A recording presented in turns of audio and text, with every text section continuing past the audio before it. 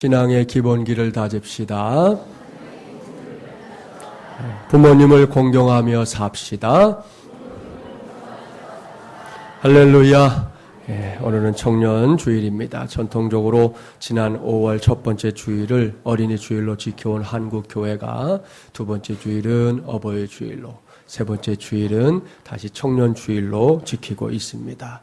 그 이유는 짐작이 갈 겁니다. 청년 주일은 가정의 달인 5월을 보내면서 이 땅에 동량들인 이 청년들에게 교회가 좀 더 관심을 갖기 위한 목적으로 정한 주일입니다. 청년 주일이 이 청년이라는 제한된 세대를 언급하고 있는 주일이긴 하지만 제 생각으로는 이 범주 안에 청년들이 되기 직전인 이 청소년들에 대한 관심도 함께 모으는 것이 좋을 것 같습니다. 당장 우리 교회만 해도 청년들은 뭐 말할 것도 없고요. 청소년들 역시 저와 여러분의 뒤를 이어나갈 중요한 세대라는 거 부인할 수 없을 겁니다. 오늘은 그런 관점에서 하나님의 말씀을 살펴보려고 합니다. 오늘은 신앙의 기본기 다지기 19번째 시간인데요. 오늘이 청년 주일이라는 사실을 생각하면서 자신의 믿음을 업그레이드하기라는 제목으로 하나님의 말씀을 전하도록 하겠습니다. 먼저 업그레이드에 관해 말씀을 드립니다. 요즘 우리가 알게 모르게 자꾸만 익숙해져 가는 것이 한 가지 있습니다. 그것은 변화입니다.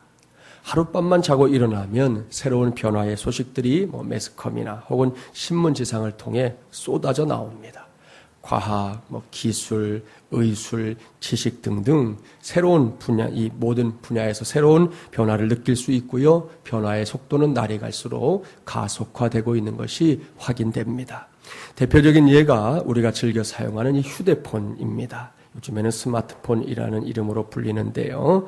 며칠만 지나면 새로운 모델이 나옵니다. 그렇기 때문에 먼저 휴대폰을 구입한 사람들이 항상 이맛살을 찌푸리게 됩니다. 처음에는 이제 집이 아닌 길거리에서 통화할 수 있다는 사실이 휴대폰의 가장 큰 장점, 최고의 가치였습니다. 여기서 1989년도 광고를 하나 보여드릴게요.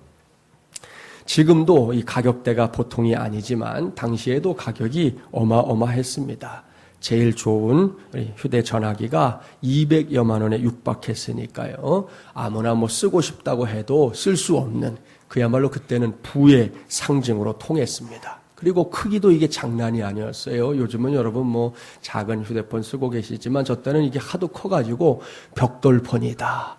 그렇게 이름이 지어질 만큼 큰 전화기를 들고 다니는 것. 또 그것이 내가 이 정도 된 사람이야 라고 자기가 이렇게 의스댈 수 있는 이유가 되기도 했었습니다. 그 다음에 사람들에게 주목을 받았던 것이 저렴하면서도 이제 바로바로 연락이 가능했던 삐삐였습니다. 기억나시죠? 저도 전농동에서 전인전사로 사역할 때 처음으로 삐삐를 사용했는데요. 이게 사실 보이지 않는 족쇄입니다. 어디에 있든 뭘 하든 담임 목사님이 호출하면 바로바로 전화를 걸거나 달려가야 했으니까 말입니다. 그 애환이 뭔지 아는 사람만 알 겁니다. 그러던 통신업계가 시간이 지나면서 급진화했습니다. 전화기들 가운데 이제 생긴 게 보니까 이렇게 쭉 길게 있던 전화기들이 중간이 딱 접히는 아시죠? 플립폰이라는 게 나오더니 그 다음엔 아래쪽이 열렸다 닫히는 이 폴더폰이 나왔고요. 그리고 또 그 전화기를 위로 올렸다 내렸다 하는 슬라이드 폰이라는 것들이 나오면서 계속해서 새로운 전화기들이 등장을 했습니다. 거기서 이제 조금 더 나가니까 얼마나 작으냐, 얼마나 새로운 기능을 탑재하고 있느냐가 휴대폰을 선택하는 중요한 기준이 되기도 했었고요. 그 다음 세대가 이제 스마트폰입니다. 스마트폰은 휴대폰 시장에 대변혁을 일으켰습니다. 단순히 전화 걸고 받는 이 기능뿐만 아니라 카메라 기능에 음악을 듣는 MP3 기능, TV를 볼 수 있는 DMB 기능, 길을 찾아주는 내비게이션 기능 등등 많은 기능을 탑재한 휴대폰들이 속속 등장해서 소비자들의 눈을 현혹하기 시작한 겁니다. 거기에다가 그동안은 집에 앉아서 할 수 있었던 인터넷을 길에 걸어 다니면서도 할 수 있는 그런 시대가 되었으니 격세지감을 실감하게 됩니다. 사랑하는 마중물이라는 가족 여러분, 이것이 우리가 살고 있는 세상의 한 단면입니다. 이러한 세상의 흐름을 지켜보면서 우리가 놓치지 말아야 할 것이 있어요. 그것은 변화의 필요성입니다. 변화하지 않으면 살아남을 수 없는 그런 시대가 됐다는 것입니다. 그렇습니다. 이제는 제자리 걸음했다가는요, 그것이 곧 도태로 이어지는 그런 시대가 되고 말았습니다. 노키아라는 브랜드 혹시 아시나요? 노키아는 1998년부터 2011년까지 무려 14년 연속 세계 휴대폰 업계 1위를 차지한 핀란드의 기업입니다. 한창 잘 나가던 시절에 한번 찾아보니까 이 시장 점유율이 전 세계 70%의 휴대폰이 노키아 휴대폰이었습니다. 어마어마한 일입니다. 그야말로 파워 브랜드라고 말할 만한 그런 브랜드였지요. 그런데 스마트폰 시장에 제때 진입하지 못해서 결국은 이 노키아가 역사 속에서 지금은 사라지고 없습니다. IT 업계에서는 큰 충격적인 사건으로 받아들여졌습니다. 보십시오. 변화하지 않으니까 시대의 조류에 능동적으로 대처할 수 없는, 결국은 사라지는 그런 존재가 된 것입니다. 이제는 우리 사회 구석구석에서 이러한 변화의 물결에 밀려나지 않기 위해 몸부림치는 많은 일들, 사람들 보는 것이 그다지 새롭지도 않을 정도입니다. 이러한 변화의 물결에 있어서 가장 능동적으로 대처하는 분야가 하나 더 있어요. 그것은 이 컴퓨터 관련 산업입니다. 컴퓨터는 하드웨어와 소프트웨어 할 것 없이 모든 분야에서 더욱 발빠른 변화를 요구합니다. 이러한 요구에 따라 사람들은 프로그램의 새로운 버전을 구입하거나 혹은 컴퓨터나 주변 장치의 최신 버전 또는 보다 강력한 버전을 구입하려고 하는데요. 컴퓨터 용어 사전을 보면 이것을 가리켜 업그레이드라고 부릅니다. 우리 어르신들의 경우는 좀 생소한 단어일지 모르겠지만 업그레이드라는 말 자체가 이제 우리 사회에서 더 이상 낯선 단어는 아닙니다.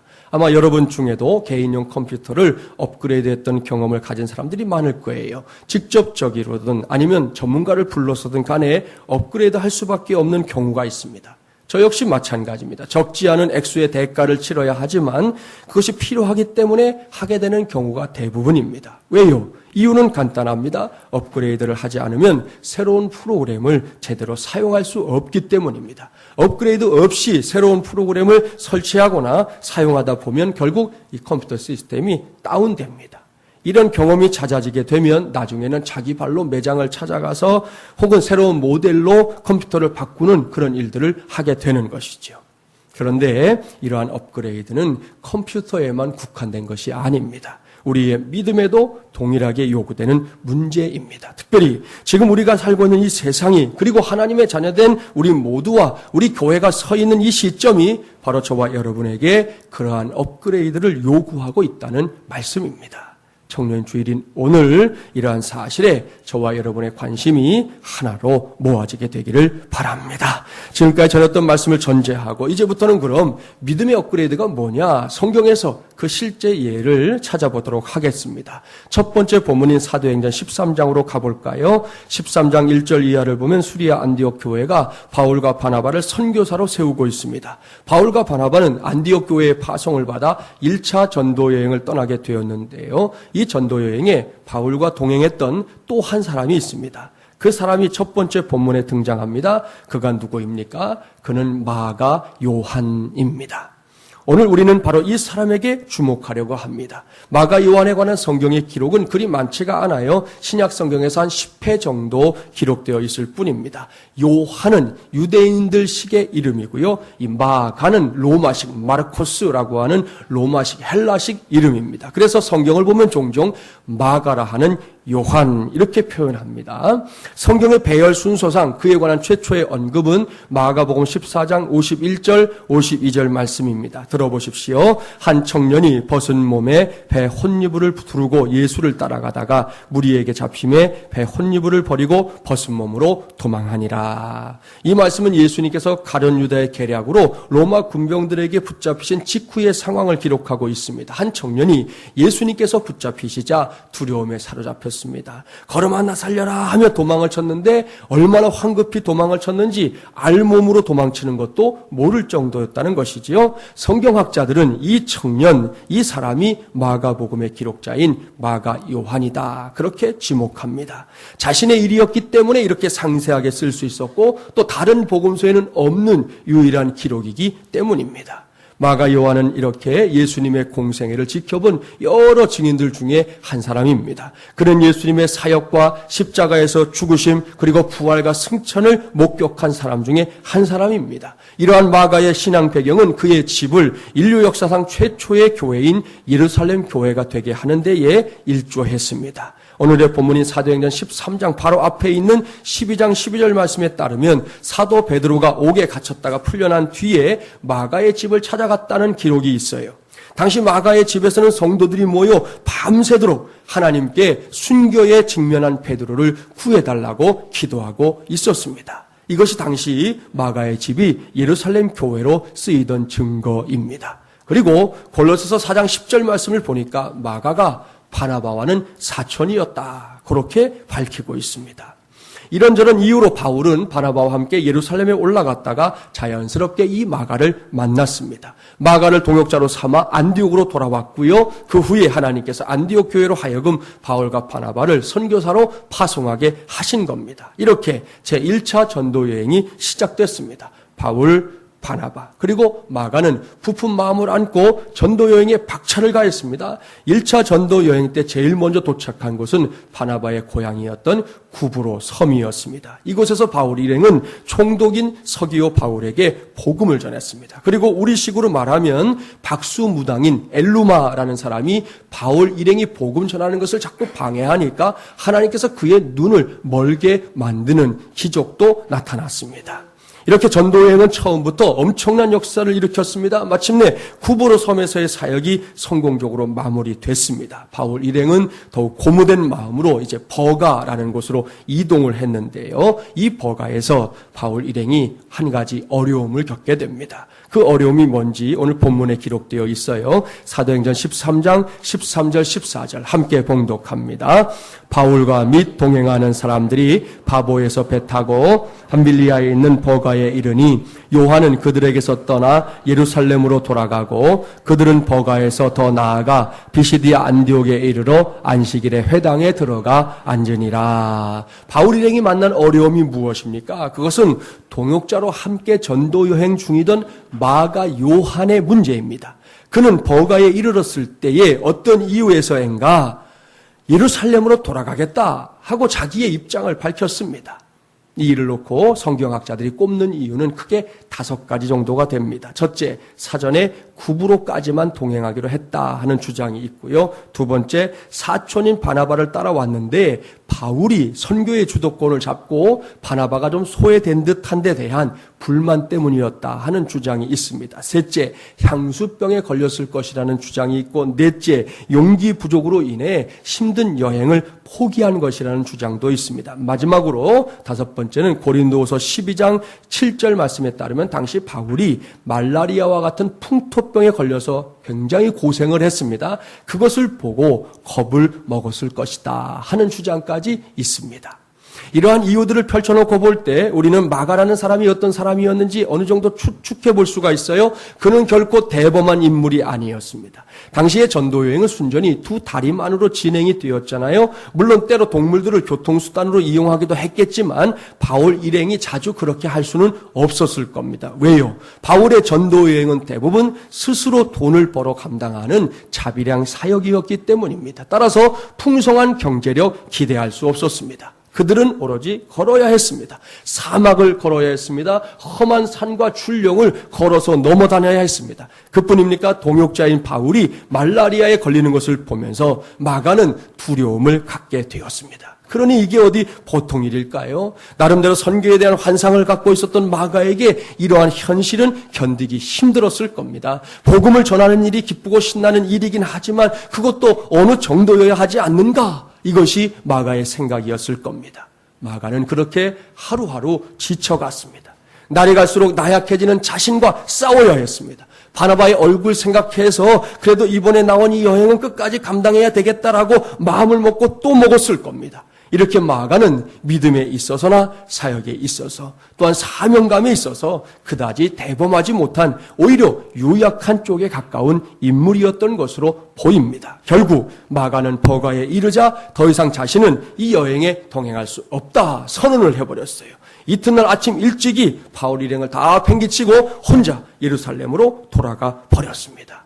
이 일은 바나바에게는 물론이지만 바울에게도 충격이 되었습니다. 자신이 그동안 지켜봤던 마가 요한이 이 정도밖에 되지 않는다는 사실이 그에게는 충격이었습니다. 나중에 이 마가의 일은 바울과 바나바 사이에서 분쟁으로 이어집니다. 한번 찾아볼까요? 사도행전 15장으로 한번 가보실래요? 신약 215쪽 15장 36절부터 39절을 보려고 합니다. 사도행전 15장 36절부터 39절 말씀 함께 봉독해 볼까요? 며칠 후에 바울이 바나바더러 말하되 우리가 주의 말씀을 전한 각 성으로 다시 가서 형제들이 어떠한가 방문하자 하고 바나바는 마가라 하는 요한도 데리고 가고자 하나 바울은 밤빌리아에서 자기들을 떠나 함께 일하러 가지 아니한 자를 데리고 가는 것이 옳지 않다 하여 서로 심히 다투어 피차 갈라서니 바나바는 마가를 데리고 배 타고 구브로로 가고. 이 말씀이 어떤 말씀인지 눈에 쑥 들어오시죠? 지금 2차 전도행을 떠나기 직전의 상황입니다. 그때 바나바는 마가 요한을 한 번 더 데리고 갑시다 하고 바울에게 제안을 했어요. 그런데 바울이 그럴 수 없다는 것이죠. 절대로 마가 요한을 데리고 갈 수 없다. 그는 이 전도 여행에 불필요한 존재다. 이유를 설명하지요. 지난번 첫 번째 전도 여행 때 그는 돌아가 버린 사람 아니냐? 안 하겠다고 다 팽개치고 떠난 사람 아니냐? 그런 사람을 어떻게 두 번째 전도 여행에 데려가느냐? 그럴 수 없다 해서요. 그동안 중마고우였던 바울과 바나바가 이 마가 때문에 다투고 의견이 어긋나서 결국 각각 전도여행을 떠나게 됩니다. 여기까지가 첫 번째 본문에 나오는 마가 요한의 모습입니다. 그는 분명히 유약한 인물, 지도자가 되기에 부적격한 인물이었습니다. 선교사로도 마찬가지입니다. 그 일을 해낼 만한 그릇이 못 되었습니다. 한창 복음의 왕성한 역사가 온 세계로 뻗쳐나가던 초대교회의 역사에서 그는 그렇게 묻혀버릴 인물이었습니다. 성경의 기록이 첫 번째 본문으로만 끝났다면 정말로 마가는 그 정도의 인물로 평가받고 말았을 것입니다. 그러나 오늘 제가 소개할 본문이 하나 더 있지요. 디모데후서 4장 9절부터 11절까지의 말씀을 펼쳐보십시오. 신약 346쪽입니다. 디모데후서 4장 9절부터 11절 함께 봉독합니다. 너는 어서 속히 내게로 오라. 데마는 이 세상을 사랑하여 나를 버리고 데살로니가로 갔고 그레스게는 갈라디아로 디도는 달마디아로 갔고 누가만 나와 함께 있느니라. 내가 올 때에 마가를 데리고 오라. 그가 나의 일에 유익하니라. 아멘. 할렐루야. 우리는 여기서 지금까지 나누었던 말씀과는 상반되는 말씀을 보게 됩니다. 조금 전에 저는 마가 요한이 바울에게 불필요한 존재가 되었다고 말씀드렸습니다. 바울은 그의 유약함을 보았습니다. 지도자로서의 부적격함도 보았습니다. 사도행전의 기록대로만 한다면 두 번 다시는 마가 요한을 가까이 하지 않을 것 같습니다. 틀림없습니다. 난 절대로 이제 앞으로 마가 요한은 가까이 하지 않을 거야. 그것이 바울의 마음이었다는 것이죠. 그런데 두 번째 본문인 디모데후서를 보십시오. 여기에도 바울을 힘들게 했던 사람의 이름이 거명됩니다. 그는 데마라는 사람이에요. 디모데후서가 기록될 당시 바울은 감옥에 갇힌 죄수의 몸이었거든요. 예수 전한다는 이유로 말입니다.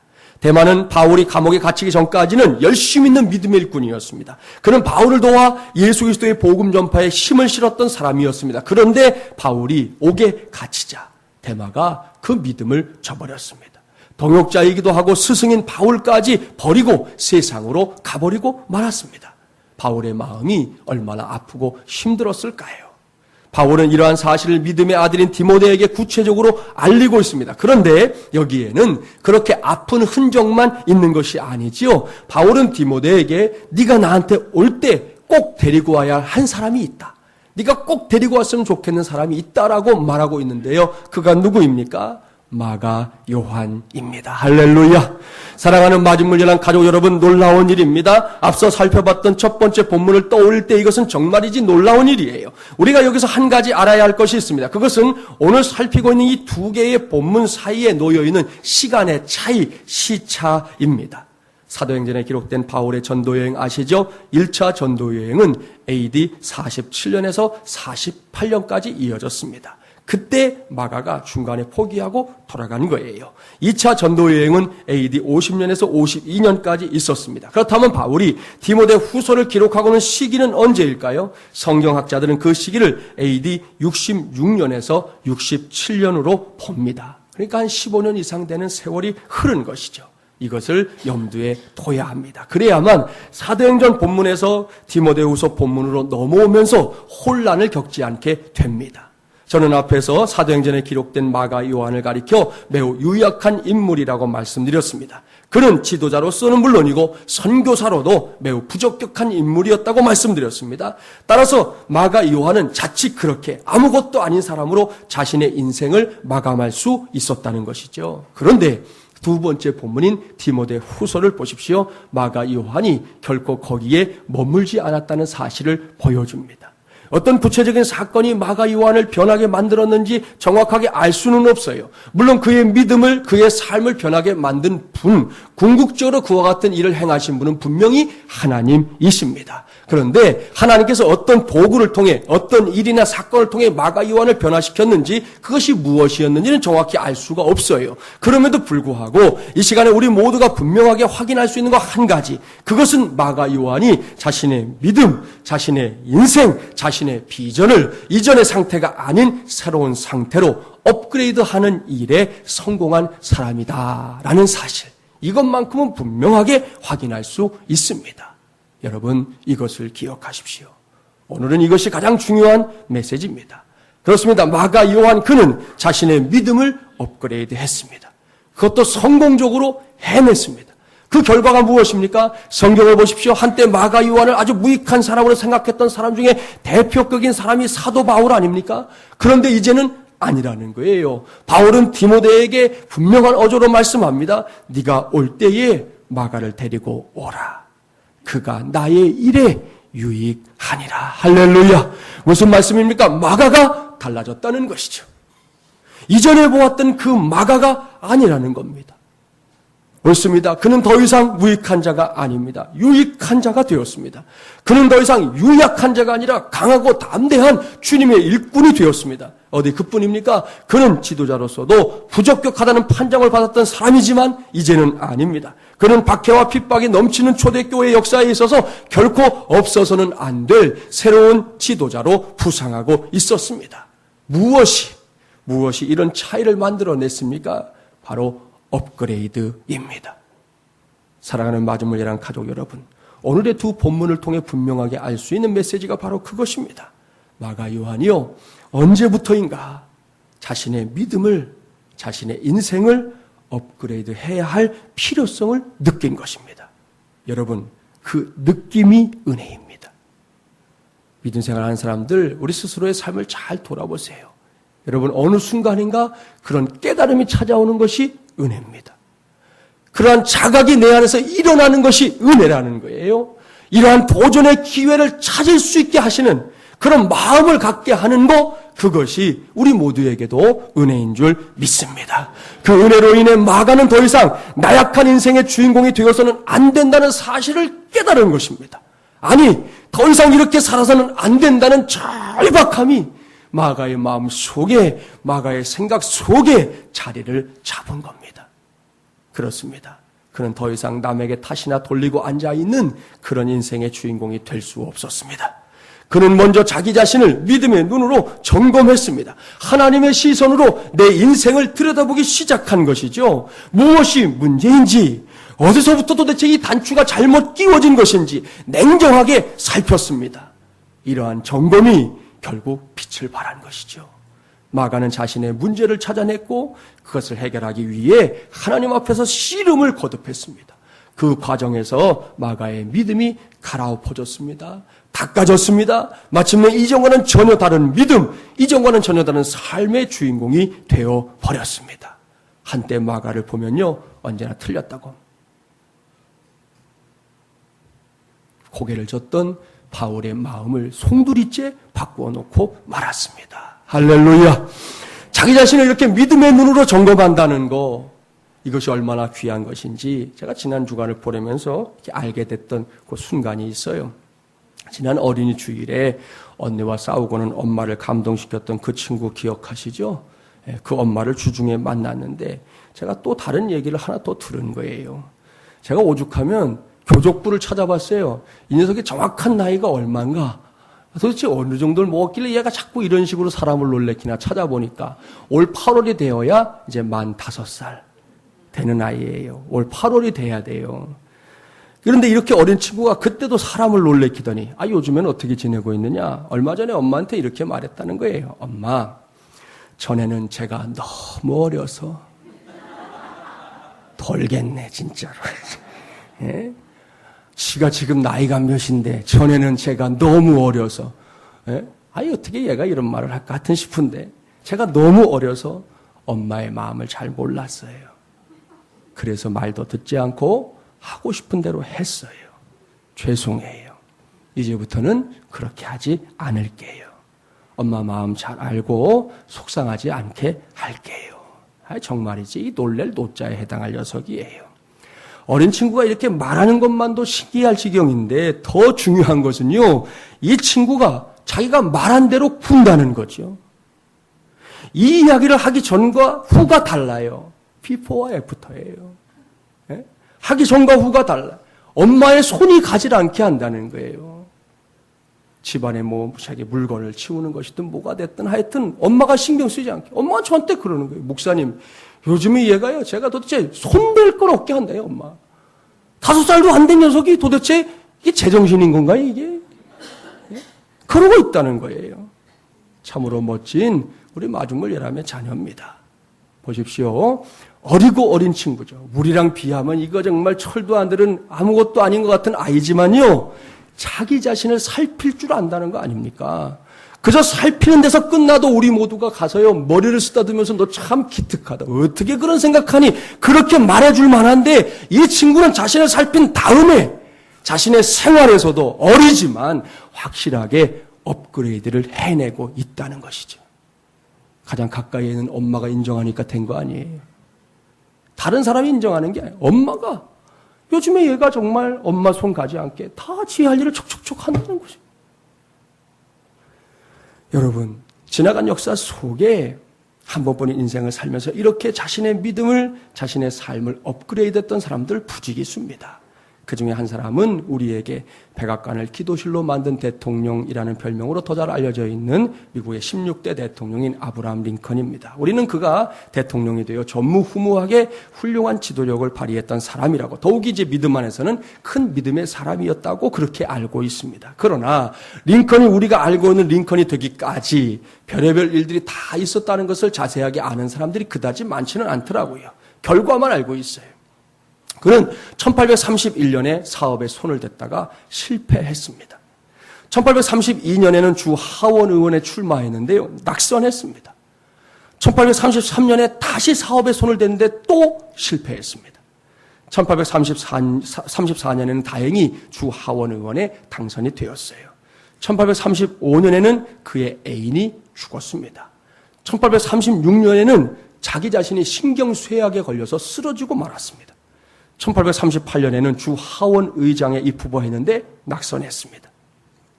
그리고 1840년 선거인단에 출마했는데 이번에도 쓴 잔을 마시게 되었습니다. 1843년에는 연방 상원 의원에 출마했는데 또 낙선했습니다. 1846년에 다행히 연방 하원 의원에 당선이 되었고요. 1848년에는 연방 하원의원에서 다시 낙선했습니다. 1856년에는 부통령에 출마했는데 낙선했습니다. 1858년에는 연방 상원 의원에 출마했다가 또 낙선했습니다. 그러다가 결국 1860년에 당당히 미국의 대통령으로 당선이 된 것입니다. 사랑하는 여러분, 보십시오. 그야말로 이게 파란만장하다는 말이 딱 어울리잖아요. 그럼에도 불구하고 링컨의 훌륭한 점이 뭐냐? 그 파란만장함 속에 함몰되지 않았다는 것. 그 수렁에 빠져들지 않았다는 것. 도리어 그때마다 꿋꿋하게 일어섰던 불굴의 용사가 바로 링컨이라는 사실입니다. 많은 사람들이 그가 미국의 노예들을 해방시켰기 때문에 그를 존경한다, 그렇게 말합니다. 그러나 그가 존경받는 이유는 그것 때문만이 아닙니다. 그는 엄청난 실패와 절망의 계곡을 통과했습니다. 놀라운 것은 그러한 위기를 만날 때마다 링컨이 조금도 좌절한 적이 없다는 사실이에요. 이게 놀라운 일이에요. 뒤로 물러서지 않았습니다. 청년주의를 맞아 이 땅의 청년들이 링컨에게서 꼭 배워야 할 대목입니다. 요즘 아이들 조금만 어려우면 못해요, 안 해요, 끝났어요, 나는 기회 없어요, 나는 아무런 소망이 없어요. 요즘 애들이 그래요. 그걸 돌파해야지 하는 마음을 가진 사람 찾는 게 너무 어려운 시대가 되었어요. 그런데 여러분, 링컨은 그 무수한 어려움 속에서 그 질곡의 계곡을 지나면서도 굴하지 않았다니까요. 낙심하지 않았다니까요. 좌절하지 않았다고요. 도리어 그는 위기를 만날 때마다 그의 일대기를 보면 제일 먼저 한 거, 하나님께 기도한 것이었어요. 하나님의 전능하신 능력을 믿고 그 능력에 자신을 내어 맡길 줄 아는 사람이었습니다. 이번에 응답 주시지 않아도 다음에 그는 또 기도한 것이죠. 이번에 응답받지 못해서 사업이 실패했지만 또 기도한 사람이었다는 것이죠. 이번에 당선되지 않아서 내가 실패의 쓴잔을 마셨지만 거기에 굴하지 않고 또 기도한 사람. 그는 실패한 오늘에 집중하지 않았고요. 하나님이 이끄실 내일에 집중하며 하나님께 그의 인생을 내어 맡겼던 사람이었습니다. 이러한 믿음의 업그레이드, 삶의 업그레이드를 통해 결국 링컨은 전 세계가 존경하는 그런 인물이 된 것입니다. 이제는 우리 차례입니다. 청년 주일인데요. 먼저 우리 교회의 청년들의 마음속에 자신의 믿음을, 자신의 인생을 정말 업그레이드하고자 하는 열정이 확실하게 자리 잡게 되기를 주님의 이름으로 축복합니다. 이대로는 안 돼. 나도 마가 요한처럼, 링컨처럼 하나님이 기뻐하시는 사람이 될 거야. 나의 한 번뿐인 인생을 통해 하나님을 감동시키는 인생의 주인공이 될 거야. 꼭 그렇게 될 거야. 이러한 각오와 다짐이 청소년들과 청년들은 물론이고 장년 세대인 저와 여러분 속에서도 뜨겁게 세워지게 되기를 간절히 바랍니다. 이것이 오늘 제가 여러분에게 제안하는 19번째 신앙의 기본기입니다. 자신의 믿음을 업그레이드하기 말입니다. 이 시간에는 저와 여러분이 이러한 기본기를 갖추는 걸 돕기 위해서 제가 여러분을 주님의 이름으로 몇 가지로 축복하려고 하니까 그 축복을 우리 모두가 받게 되기를 바랍니다. 사랑하는 마중물리란 가족 여러분, 예수 그리스도 안에서 품고 있는 여러분의 비전이 21세기에 걸맞은 비전으로 반드시 업그레이드 되기를 주님의 이름으로 축원합니다. 여러분의 직장 생활, 여러분의 사업, 청소년들과 청년들의 경우에는 학업도 업그레이드 되기를 축원합니다. 여러분의 인격이 이전보다 더 성숙한 인격으로 업그레이드 되기를 축원합니다. 여러분의 가정, 여러분의 상황, 여러분이 처해 있는 다양한 여건들 속에도 이 시간 이후에 주님의 은혜가 더욱 구체적으로 더욱 풍성하게 나타나는 은혜의 업그레이드가 일어나게 되기를 축원합니다. 여러분의 지식도 업그레이드 되기를 축원합니다. 여러분 각자 가지고 있는 실력과 능력도 업그레이드 되기를 축원합니다. 여러분의 달란트와 은사도 오늘 이후 더욱 선명한 것들로 업그레이드 되기를 축원합니다. 우리 가운데 혹 유약함으로 시달리는 성도들이 있다면 오늘 이후 보다 강하고 당찬 그리스도인들로 업그레이드 되기를 축원합니다. 오늘 이후 여러분의 약점마저도 우리 하나님이 손대어 주시는 가운데 장점으로 업그레이드 되기를 주님의 이름으로 축원합니다. 이러한 여러분 개개인의 업그레이드가 결국에는 우리 마지막 열람교회 전체를 업그레이드하는 지름길이 될 줄 믿습니다. 저는 이러한 기대감을 제 가슴속에 품고 오늘 이후의 사역을 감당하려고 합니다. 그리고 다가오는 시대 속에서 여러분과 함께 예수 그리스도의 생명을 전하고 죽어가는 생명들을 살려내는 위대한 역사를 제대로 감당해 내기를 간절히 원하고 있습니다.